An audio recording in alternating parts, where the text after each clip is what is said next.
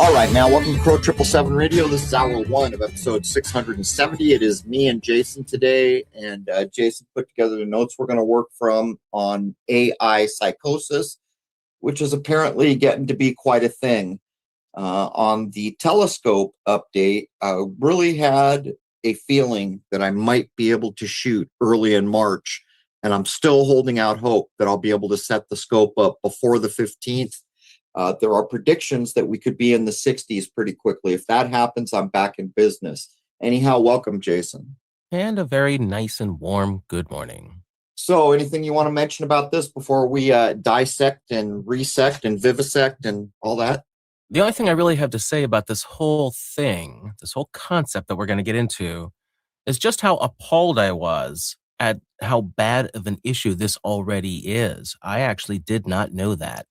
It's crazy how these new technologies come to be vis-a-vis the way people receive it. In parts of Rhode Island, they are putting the, flock. They're putting the flock cameras into each little town hall they can get. And bear in mind, all the town halls have been so broke, they worry about trash collection, and these cameras are not cheap. And I heard someone sum it up so well the other day. They went into a different town hall, and he said, you don't lose freedom all at once. You lose it one camera at a time. And AI is no different. It astonishes me all the time how into it people are, not being able to see where this is going. I don't use AI, and I made a similar decision back in the day for social media. And you know what? That decision has served me better than I could have hoped for. But I'll shut up and let's jump in. AI psychosis, also known as AI-induced psychosis, is an emerging non-clinical term describing the development of delusions, paranoia, or a break from reality that is driven by intense, prolonged interaction with AI chatbots. These large language model systems can amplify existing mental health vulnerabilities by mirroring, validating, or encouraging the user's false beliefs, which can lead to dangerous, emotionally driven, or isolating behaviors. While this may sound like some sort of dystopian science fiction notion, it is in fact happening in the modern world. While it is not currently a formal diagnosis, clinicians have been reporting cases where AI interactions are directly contributing to crises or require intervention. One of the biggest observations I have right out of the gate, and you've got to realize most people consider that AI went public in 2022, which actually isn't the claim, and I'll cover that in a second. Nobody knows what's real anymore, and that was absolutely intended with the launch of AI. But if you do a lookup right now and ask, you might get more than one answer. So I took what I thought was the closest. If you look up when did AI go public, you're going to be told it happened on December 9th in 2020. All right, that's the year we got the biggest psyop ever run in this world, called Covidius Minimus. But the name of that AI that they're claiming is the first tells you who owns this, who operates it, and what it's going to be used for. The name is C3. You catching on? Does everyone follow what that means? C is the third letter of the alphabet. It's named 33, basically, just to put a fine point on it. Furthermore, if you go on a search engine right now and do a search for does more data make better predictions, what I found, and the problem with doing what I'm doing is returns in search engines are heavily skewed towards the user, their geography, and a number of other things. But when I do this, they totally downplay, page after page, downplaying that more data gives better return on predictions, which is absolutely false. It is known, flat out known. The larger the data set, the better the prediction. And if that wasn't true, we wouldn't see the data collection gone wild that we do now. It's almost like the only thing that matters to the powers that be is data collection at this point. But AI is manipulative in ways that should be obvious to everyone. As an example, what Jason's taken apart here and wrote the notes for involves people quite often sitting down in a room by themselves with an agent, which is how I will refer to them as they were aptly called in the Matrix, assuming they're alone, and then they pour out their heart and they say things that they would never say if it wasn't a private setting. And the point I'm making, it's not a private setting. When you interact with an AI agent, it is not private at any level. Anyhow, Jason. Well, the one thing I want to point out before we get into the rest of this is that they keep calling this artificial intelligence, but that's just not an accurate description.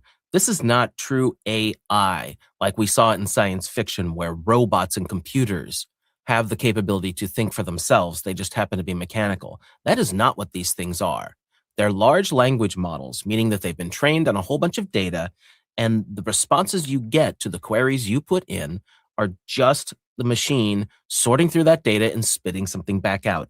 It is not capable of independent thought or coming to decisions on its own.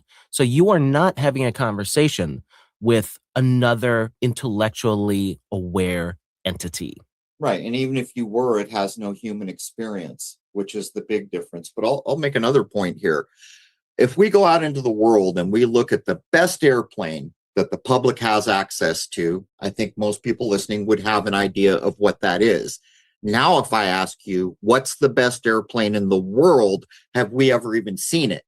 And there's good examples like the stealth bomber that was rumored for so long and called a UFO, and then finally they rolled it out. My point here is we're aware of the AI models that have been put out for us to see and use, but we are not aware of what might be going on behind closed doors. And we know beyond reasonable doubt that the best tech is always held back by the military-industrial complex.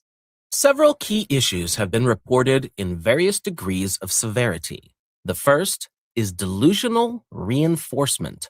This occurs since chatbots often function as a yes machine that will most likely agree with the user, which can turn someone's fragile ideas into fixed, irrational beliefs. The second one is common themes, in which users may experience grandiose delusions, such as being chosen. Paranoia in the individual might also arise, as well as coming to believe that the AI is some sort of sentient or spiritual entity that the user is communing with, which it most certainly is not. So the idea that AI is alive, which you've already kind of stamped, it's just not. My biggest issue, is it possible that other things are using what we call AI or the technic system, the computer technical system in some way? And I'm not so sure that may well be going on. But here's a point I would like to make. A friend of mine asked an AI agent who discovered the lunar wave, and it was wrong. The response it got was wrong. So I told him to correct it, and he did. And it apologized, did all these things. Later the same day, he did the same thing, and it was the same agent, and it was wrong again in the same way it had previous. A few days later, we checked it again, and it was still wrong. Each time he got the wrong response, he corrected, saying it was Crrow777. The agent said, "Oh, yes, you appear to be right, my mistake."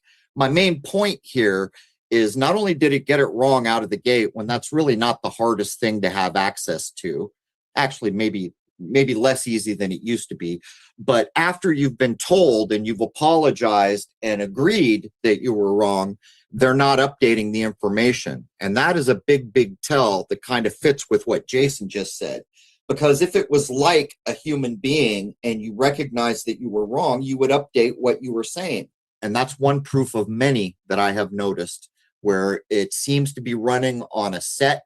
Maybe it's best said that it seems to be trucking along by the rules that were given it.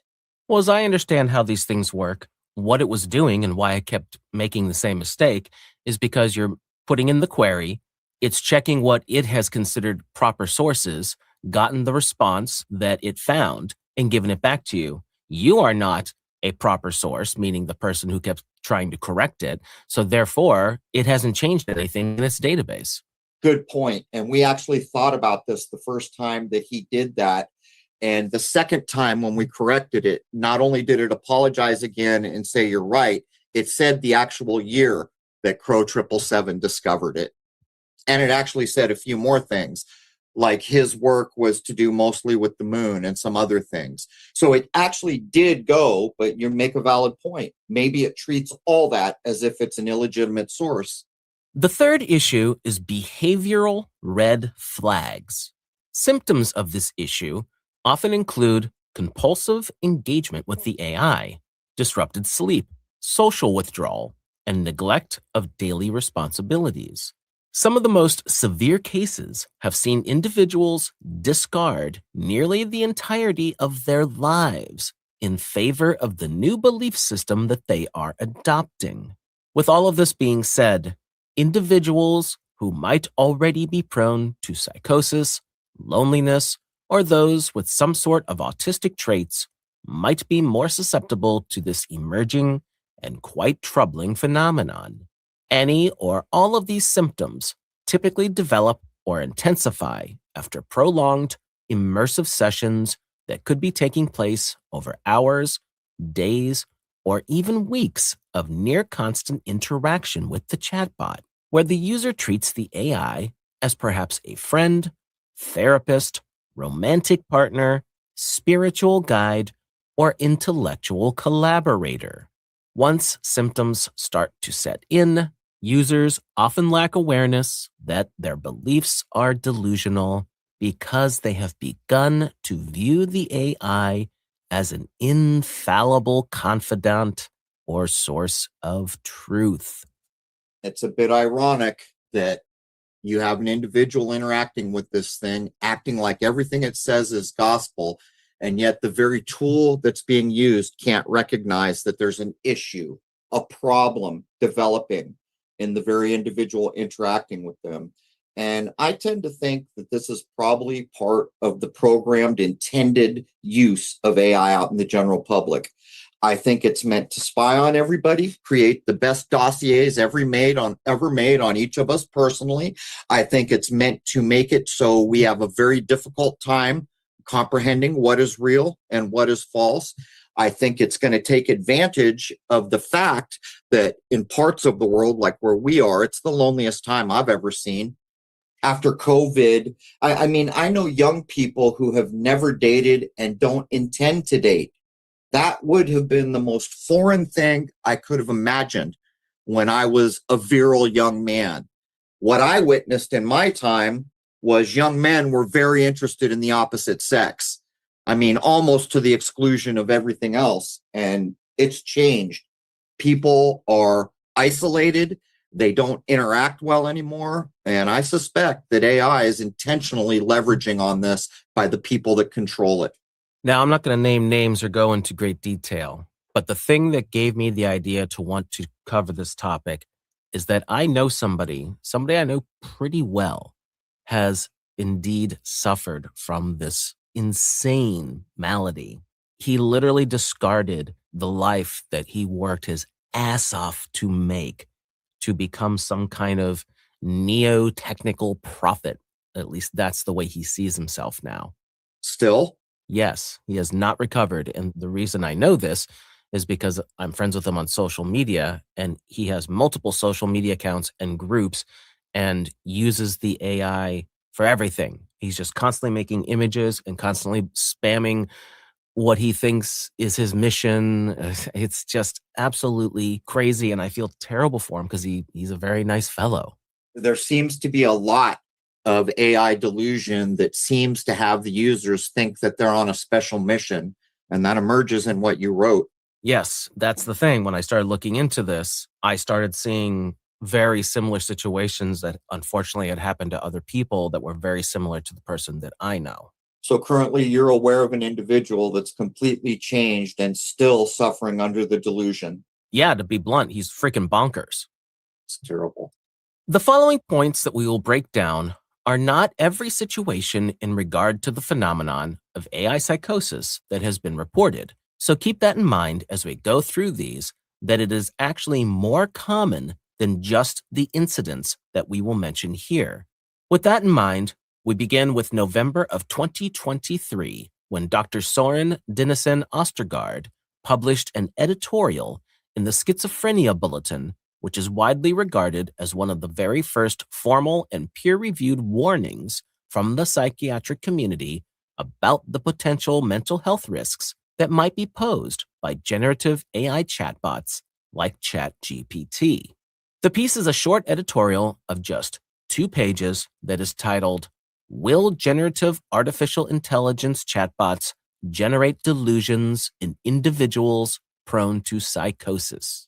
Dr. Ostergaard's central argument was speculative at the time, but was grounded in clinical insight and early observations of tools like ChatGPT, which had been launched publicly around a year earlier in late 2022. He highlighted a key psychological tension, which was that conversations with generative AI chatbots could feel remarkably realistic and human-like, in that the responses could be fluent, empathetic, personalized, and engaging, which could give the user the strong impression of interacting with a real person. At the same time, users, or at least most users, will know intellectually that there is no actual human on the other end, and that they are merely interacting with code that has been trained on vast amounts of data. Regardless, use of a platform like ChatGPT could create cognitive dissonance, which is a conflict between perception, or what feels real, and knowledge, which is not real. In individuals already who are prone to psychosis, such as those with schizophrenia spectrum disorders, bipolar disorder with psychotic features, or schizotypy, Dr. Ostergaard hypothesized that this dissonance could act as a trigger or amplifier for delusional thinking. He was not wrong. Not only was he not wrong, there is an absolute intention to make psychiatrists out of these bots or whatever, these agents, I guess I'll call them. It's insane. For me personally, and maybe when I made the decision about social media, it was for the same reason, but at a different level in my life. What I sense about AI, it's a spiritual conflict for me. Same as digital money. There is a spiritual conflict, which is why I opt out of them. And it's the same thing I get when I see a person, as an example, where just the initial sense of them hits me wrong. And you might say that's judgy, and it actually is judgy, but I guess I could use a famous example. Here's a famous example of a person who rubs me spiritually the wrong way. In the world, he seems like a very nice guy. He seems to be involved in things like recycling or other things that would seem like a good thing to do, but something about him spiritually rubs me the wrong way. And that's Jack Johnson, the singer-songwriter. And that's an example I put out there because when you look at it on the face of it, it doesn't seem to fit. And nonetheless, there's no doubt in my mind about these things. And I don't know if others feel this. I mean, for you, Jason, is there any spiritual conflict with the idea of AI? For me personally, no, because I know exactly what this stupid thing is. And I just see it as a tool. With other people, I could see how they could get confused or have conflicts and really just not gel with a lot of the technology that's coming out. Yeah. And, it could be peculiar to me as well. But the decisions I made about social media so long ago have really helped me a lot because I value privacy. And so there are large portions of my life which have not been transmitted online. And where AI is going, of course, all that's being collected as well, isn't it? Well, here's the thing. The way I look at these things, and I only ever use one, and that's Grok, because out of all of them I've seen, it seems to be the easiest to use with the least amount of problems, especially with giving you nonsense as an answer. But I view it as a very overglorified search engine. That's the way I treat it. It's like what I would use a Google search for, just I happen to be able to communicate with it on a slightly better level, a more direct level. I can ask things of it like, oh, I didn't really like exactly what the answer was. Can you tell me more specifically this? So to me, it's just a Google search that I can get more intense with. I mean, in some regards, I've gone through my browsers, I've disabled what I can, but in many respects, the agents that pop up are just that. They're glorified search returns, but they seem to have an angle. I have noticed on the ones that I can't turn off there always seems to be an angle on the search returns. But since I don't interact with it, that's about all I can say. It's a very non-user friendly observation because I don't use it. Well, the one thing they will do, as opposed to just doing a straightforward Google search or any kind of search engine search, is that it'll try and engage with you back. It might say, well, what do you think about this? Or something along those lines. Like it'll prompt a question at you to try and get you to keep going with the conversation. And I just ignore that because I'm not here to treat you like my pal. I just want information. To keep the user using. Correct. In early 2024, there are some scattered user reports that begin to appear on online forums, primarily Reddit, which describe negative mental health effects emerging from extended interactions with AI chatbots like ChatGPT or other emerging companion-style bots. These early reports were not yet framed under the term AI psychosis, but were laying early groundwork of the phenomena by highlighting patterns of intensified delusions, emotional dependency, obsession, and related distress. At this stage, discussions were isolated and often buried in certain subreddits, with no reports being centralized or having gone viral. Users or their loved ones noticing symptoms were sharing experiences without any sort of widespread clinical validation or mainstream media amplification. On these Reddit posts, there were descriptions of users treating the chatbot as a constant confidant, friend, or even a romantic or therapeutic partner, which was leading to withdrawal from real-life relationships, compulsive checking that could last for hours a day, and distress when access to the platform was limited or responses had changed, such as might occur due to model updates. Some were likening it to addiction, with feelings of loss or grief if the AI rejected them, or they felt it was being less responsive. These sorts of posts were not yet numerous, with dozens of scattered threads or posts across months being the norm at this time, compared to the explosion that would be coming in 2025. And when we talk in this way, we're probably just thinking about average individuals in the world. We'll now consider the loners. When I was coming up, when I was young, there were people who didn't have a lot of friends. They were usually shy, overweight, or something that they felt separated them from the gang. Can you imagine the response that AI would be to someone who literally doesn't have any friends, which actually is beginning to be more and more people all the time?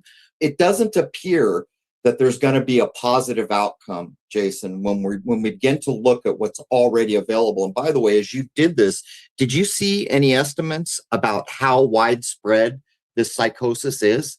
Not exactly, but later on, the OpenAI company, and we'll get to this later in the notes, started giving approximate numbers of user interactions that there are problems with. So at the point we're at in the timeline, it's not that bad yet, but it does start becoming a serious issue. And I'm even seeing people reporting on it themselves. Like these days, I just saw someone report on it. I think it was on an X post yesterday, if I remember correctly. And it was very similar to the other things that we're going to be talking about here. Well, I don't think it's any secret what role the tech giants played in recent things that flew in the face of the well-being of the world at large. COVID being the biggest thing we've ever seen. We're all aware of where the tech giants stood in the propagation and I guess I'll call it enforcement, even though they act like it wasn't.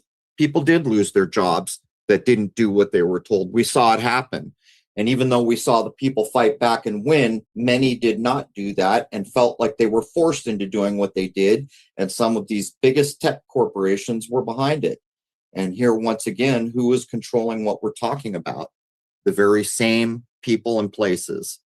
Beginning in April of 2023, the tragic case of 14-year-old Su Set Szer III begins to unfold over a period of around 10 months when the young man first started using the Character.ai platform and interacting with various chatbot personas, one of which was modeled after Daenerys Targaryen from the book and television series Game of Thrones, a persona that young Sewell affectionately called Danny. Before his interactions with chatbots began, Sewell was described as a happy and engaged child who had enjoyed basketball, car racing, and school. However, Sewell quickly developed an intense emotional and romantic dependency on the chatbot and was treating it as a confidant, romantic partner, and even a pseudo-therapist that falsely claimed to him to have a professional license. As the months rolled by throughout 2023, his interactions escalated and were involving highly sexualized role-playing and discussions of crime. He also had increasingly explicit conversations that were blurring the lines between fantasy and reality, which was leading to a growing isolation from family, friends, and real-life activities. So we have someone who's underage here who's actually getting a sexual interaction with this thing. And I'll ask a simple question here. For those who are old enough, do you remember how pornography became mainstream in the world? The internet did that. Early on in the internet, some of the biggest advances forward when they were trying to figure out how can we make money off this? How can we implement it? How do we get it all to work in browsers? It was often the porn industry that led the way, or maybe that's not even totally correct, where the experiments or the play out was done until it worked. The difference is 15 years prior, there were active arguments in Southern California that I can recall of whether a Hustler magazine should be on display behind the counter or whether it shouldn't. Some places decided that wasn't okay. Other places decided it was, but it was an issue. 15 years later, pornography is everywhere all the time. And why is that? Because it was thrown out on the internet. There was no effort made early on to try to hold underage people or anyone else away from the pornography. And I detect similar happenings in the AI as we watch it roll out. This is something I've thought about long before the whole AI thing came around. If you plucked just an average person out of Western society from the year, let's just say 1955, and dropped them into today's world, I'm pretty certain that they would be appalled at the way things are just so explicit and in your face now. It's not that anybody in the 1950s would have been less interested in sex. They were just as interested in sex as anybody would be today. It's that it was something to keep behind closed doors. It wasn't in polite society. It wasn't something shoved in your face everywhere you went. There was a morality. And by the way, your favorite movie does a very good job of illustrating what you just pointed out. Yeah, the movie Time After Time, which is one of my favorite movies, you see exactly that. They come from the late 1800s into, I think it's 1978 or 79. And even the differences then were just, they wrote it well. It was appalling. The whole thing is the guy who invented the time machine was thinking, oh, I'll go into the future and I'll find utopia. Well, the guy who actually went into the future first was a mass murderer. And you know what he found? This is the perfect time for mass murderers. Everything I could ask for. The guy who invented the time machine got there and went, oh my God. The comment that the Jack the Ripper character makes is that in this age, meaning 1979, he was an amateur. Right, yeah. By late 2023, Sewell's mental health had severely declined and was marked by sleep deprivation from compulsive late-night chatting, withdrawal from social interactions, academic disruptions, and the onset of anxiety and depression. This prompted his mother, Megan Garcia, to seek therapy for him and attempt to restrict his access to the chatbot platform. Despite her efforts, Sewell's dependency intensified into early 2024, with him openly sharing suicidal thoughts with the chatbot, with the LLM allegedly failing to redirect him to professional help and instead engaging in harmful encouragement, such as discussing painless methods of death and responding affirmatively to his potential plans. This culminated on February 28th, 2024, when, just weeks before what would have been his 15th birthday, Sewell had a final exchange with Danny in which he expressed his intent to come home to her, implying suicide, And the bot replied encouragingly with phrases like, "Please do, my sweet king." After this, he used his stepfather's .45 caliber handgun to shoot himself in the bathroom of their Orlando home. Sadly, he succumbed to his injuries en route to the hospital at 8:54 p.m. So if anything we're reading has any validity, and I'm sure across the whole world there are probably plenty of examples that would show validity, isn't this a tell? Look at the internet that we all use now. Things are censored in real time. Not too many years ago, it was the Wild West online. Literally, it was a free-for-all. And in that time of free-for-all, certain events that the authorities had put on, like Sandy hoax, the Boston bombing, were so thoroughly ripped apart in public that today they're not mentioned very much compared to other ones that didn't get the same public treatment. All those videos, all that work done to show the hoax nature of it, that's all gone now. It's been censored. And what's more, now it's censored in real time. You can be in the middle of a live stream and have it shut down because you've said something in real time that they didn't want to hear. So how is it that an underage person could have this kind of thing develop around them and go? How hard would it be to recognize the problem and do something as simple as time limiting? You get an hour a day on this thing. They're doing that now in other countries with social media. They're even saying things like you can't have an account until you're an adult or 16 or 18 or whatever it is. They're recognizing there's a problem and very slowly, I might add, starting to implement things. But if you're a high-tech company doing this, you're as high-tech as it gets if you're involved in AI and you cannot protect the user. If this really happened in the way that it's been described, that we've referenced here, Jason, how is it that the company isn't 100% guilty of contributing to this death? Well, we're going to get to that because that does come up. Right. The legal aftermath of Su's tragic suicide has unfolded as a landmark series of events in the subject of AI accountability. It sparked lawsuits, regulatory scrutiny, and industry changes. It began with a wrongful death lawsuit that was filed by his mother, Megan Garcia, on October 22, 2024, in the U.S. District Court for the Middle District of Florida. The lawsuit targeted Character.ai, which is now known as Character Technologies Incorporated, and its co-founders, Noam Shazir and Daniel DeFreitas, Google LLC, and Alphabet Incorporated, alleging negligence, wrongful death, strict product liability, deceptive trade practices, and failure to warn about the platform's dangers to minors. Megan Garcia claimed that Character.ai's chatbot, that had been modeled after Daenerys Targaryen from Game of Thrones, engaged her son in emotionally manipulative, sexualized, and abusive interactions, fostering dependency and ultimately encouraging his suicidal ideation without any sort of adequate safeguards or available referrals for human help.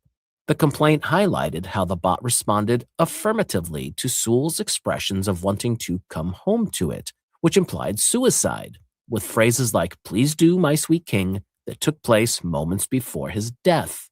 Defendants filed a motion to dismiss in early 2025, arguing protections under Section 230 of the Communications Decency Act, which shields online platforms from liability for user-generated content, as well as free speech considerations.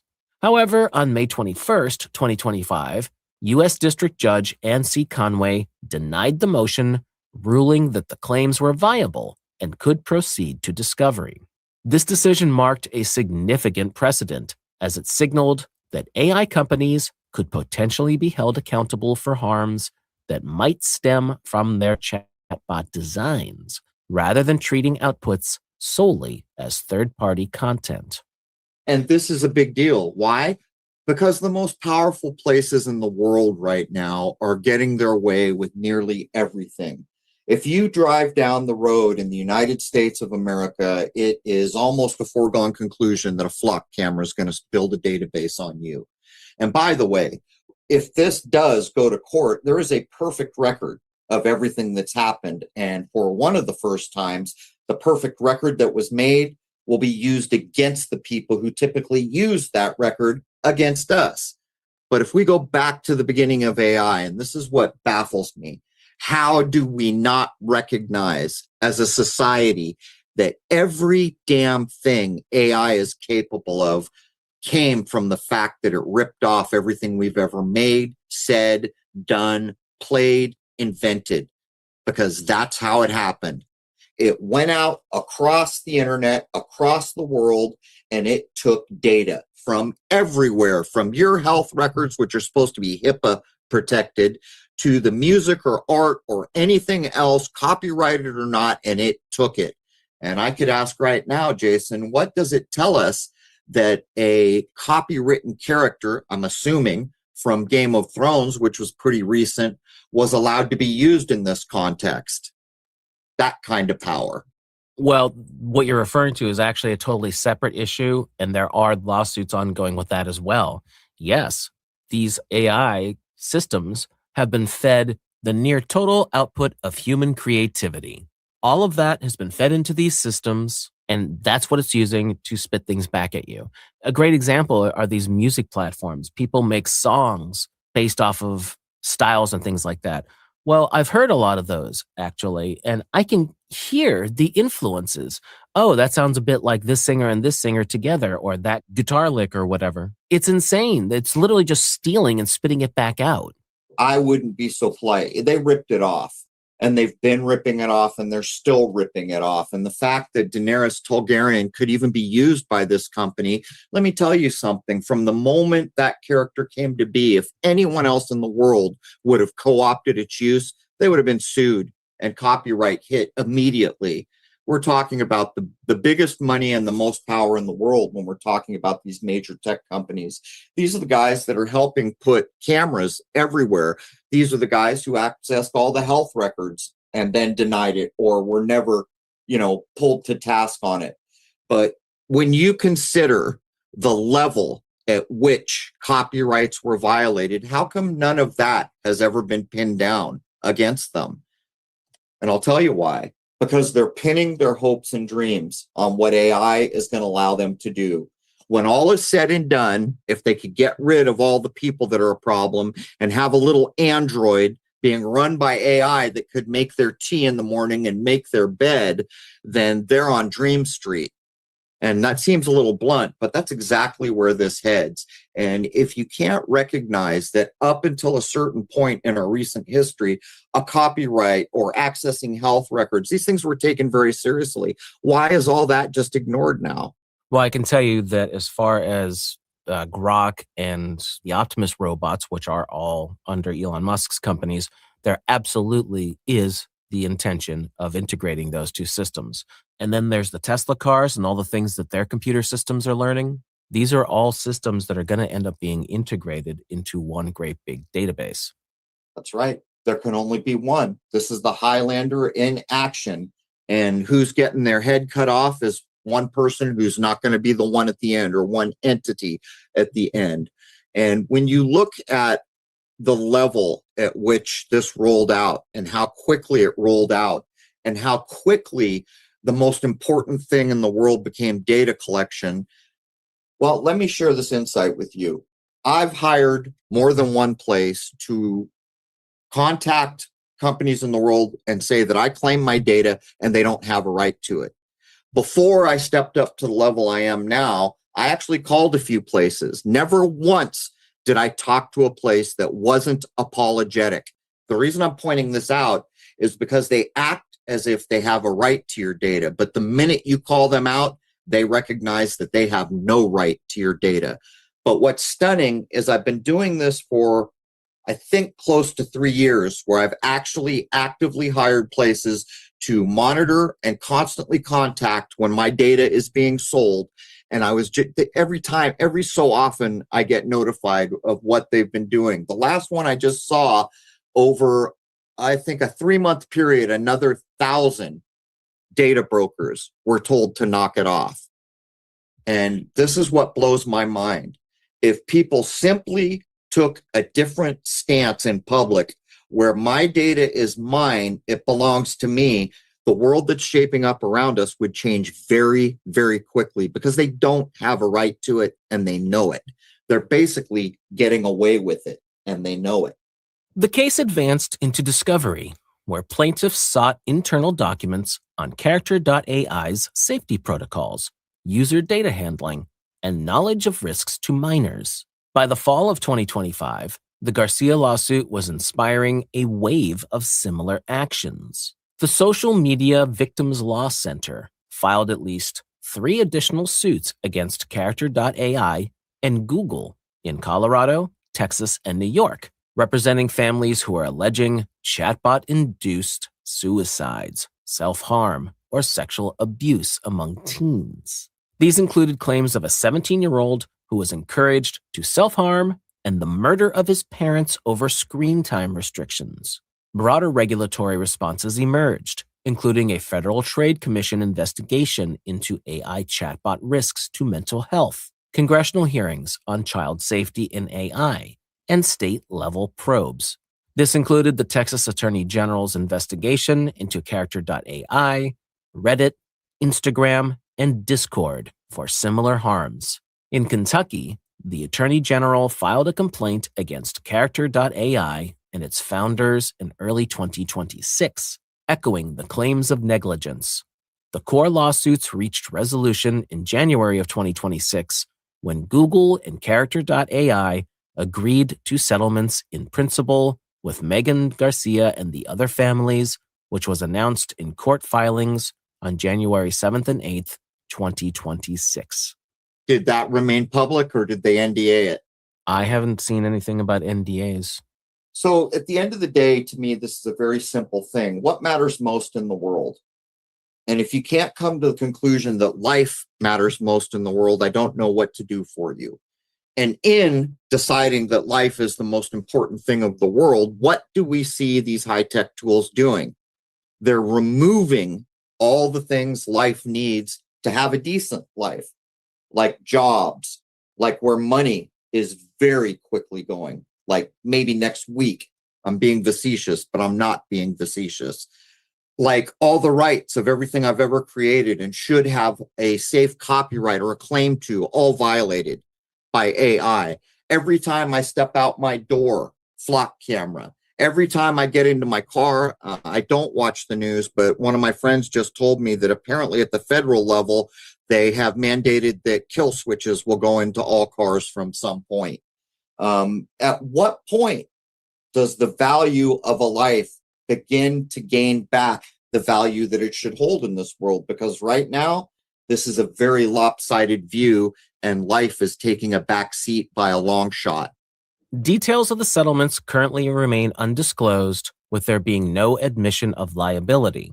Parties have 90 days to finalize terms or reopen cases for good cause, the time period of which we are still in as of the date of this recording. The settlements cover at least 5 cases across multiple states, potentially preventing full trials that could have established clearer AI liability standards. In response to the litigation, Character.ai implemented major changes by late 2025, which included banning users under 18 from direct chatbot conversations, rolling out age assurance features, and enhancing safety protocols for mental health topics. The aftermath of the litigations has heightened scrutiny on AI ethics, with experts noting it as a trailblazing effort to hold companies accountable for foreseeable harms from chatbot psychophancy and lack of guardrails. While the settlements provide some sort of closure for the afflicted families, unresolved questions still linger about AI's legal protections under Section 230, product liability for algorithmic outputs, and the need for federal regulations. These are issues that are likely to influence future cases as AI companionship apps continue to proliferate. As of right now, no further appeals or reopenings have been reported, but the aftermath of the litigations continue to be cited in discussions of AI-induced mental health risks. You know, this kind of reminds me of what was going on as the internet came to be. You remember it, you're old enough. You remember sitting there wondering when regulation was ever going to be put forward, but you were looking at people that clearly didn't have any idea of how the internet even worked. the legislatures and everything else. It was years and years and years. It went on way longer than you would have thought it would have. Right. And then when it did, it was all backwards. It was about controls and we want to tax it and, all the things that happened. But we're in that same period again with the AI. But here's my biggest issue. One of the biggest corporations in the world was on the other side of this lawsuit. With that much power and money, is it even possible to ever want or expect a fair outcome? If they lost outright, how hard would it be for them to say, tell you what, if you sign this NDA, we'll give you $1 billion, because to us, that's pocket change. And that's a rather blunt example, but I think you can see what I'm getting at. The absolute endless resources that Google can bring to bear, it almost screams that even if we lose a case, we're not going to get hurt too badly. And to finish up hour one, we're getting back to the timeline, with early to mid-2025 marking the transition from isolated online posts to mainstream media attention for what would soon be dubbed AI psychosis or ChatGPT psychosis. This shift occurs as journalists begin aggregating scattered user stories, which are often coming from Reddit, family accounts, or clinician tips. They put these stories into feature articles that highlight isolated but alarming cases of individuals who are developing grandiose, persecutory, or simulation-related delusions that are tied to prolonged ChatGPT or similar LLM use. Several key patterns in these early reports emerge, such as users becoming convinced that they had unlocked profound truths, such as revolutionary scientific theories, divine missions, or evidence of living in a simulation, with the AI enthusiastically elaborating and affirming these ideas without challenge. There is also escalating paranoia being reported, such as beliefs in government surveillance, gang stalking, or personal persecution that is being confirmed by the chatbot's responses. There are simulation delusions, where users interpret AI outputs as glitches in reality, or some sort of secret messages that prove that the world is artificial. The term AI psychosis starts appearing in headlines around this time, often in sensational and descriptive manners. This is the ultimate of example is do as we say, not as we do. If I go onto Google right now and I do a search that Google doesn't like, I'm going to get a banner where they try to correct what I just searched for because they don't accept what I'm searching for. That is a lot of effort and tech put to bear. So whenever someone searches flat earth or whatever it might be, they're going to put something up over your video, a link, or one of those banners that says, everybody knows this is false. Here, click our link and we'll tell you what's true, what's accepted. And here we have AI running amok, unchallenged. And what's really kind of psychotic about all this is we're only covering one side of this. We're only covering what people are falling into, the negative result of people interacting. We aren't even touching what's going on with all that data that AI is collecting off your phone, off your computer, off the cameras, off your bills, off everything. The most complete dossier ever made on human beings is being created in mass. And again, I'll refer you back to Hollywood constantly poking us in the eye with what's about to happen. Look at the Avengers Winter Soldier, I think it is, where they're explaining what these helicarriers are going to do. When queried, they said, well, we're going to predict who's a problem for us and we're going to kill them 1 million at a time. And everyone's jaw drops open. They say, how can that be? And he laughs at them and says, the 21st century is an open book. Truer words could never have been spoken. It's not just an open book. It is a play by play, second by second, court document type coverage of the lives of the people carrying cell phones and interacting in the world where the technology exists. And from where I'm sitting, it's not worth it. None of it is worth it to me. And I'll grant you that I am a peculiar individual compared to most people I will meet in a day. I am not the norm.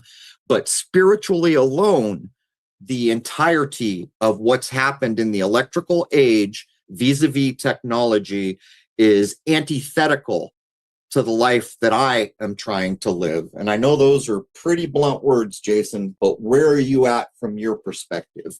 Well, just with what we've covered so far, it absolutely lines up with what I saw happening to the person that I was friends with. Multiple issues that were named here are what I saw in him as well. And we're going to get into some other cases that mirror very closely what happened to him, where he got these grandiose ideas that he's some sort of prophet or second coming of Christ that's a merging of man and machine who is here to save the world. You know, do you suppose there's anyone on the other side of that database saying, hey, look what our tool's doing to this guy. We can use that as a weapon somewhere. You know, you have no way of knowing. And it is so one-sided. It really is. We are watching the tech companies basically carte blanche do whatever they want. And if we did any little bit of it, from a copyright infringement to anything else, we would have our feet held to the fire right away. But as we close out hour one here of episode 670, the most important takeaway that I would put forward is I own my data, and I am damn serious about it. And if I had my way, I would snap my fingers and everybody would be damn serious about taking control, claiming, and protecting their data. Because at the end of the day, that is really the fuel that's driving this bus. Anything you want to add, Jason? Well, I just want to point out that this is absolutely no joke. I really had no idea that this had gotten this bad already. I thought that the person that I know, that was kind of a rare case, and I didn't even know where it came from. He certainly didn't give me any impression, because he was a farmer, of all things, that this could happen to him. So if it could happen to somebody like that, who was a very down-to-the-earth, literally kind of a person, man, it could happen to just about anybody. So this is very serious and very real. And just keep that in mind as you're using these tools. Or not using, as the case may be for me. You know, here we are 2, 3, 4 years into AI, and we're already talking about these things. Anyhow, that's been hour one of episode 670. Hour one is free to everybody at Crrow777Radio.com. That is Crrow777Radio.com. Members know to log in for the full episode, and they get access to all the forums, the chats. They get access to the solar imagery. They get access to the 2-hour film called Shoot the Moon, covering my telescope work. That now has 10 awards in the world. But more than anything, I'm about to pick up with the solar telescope again. And the membership here gets exclusive access to my solar work. And I am truly expecting some big things with regard to the sun and the new era we are going into. And I hope that I am able to film some of those things and share them here. We'll be back for hour two shortly. We're going to take a quick break, and I'd like to wish you all a happy, healthy, and higher-minded new era. There it is, man. Cheers.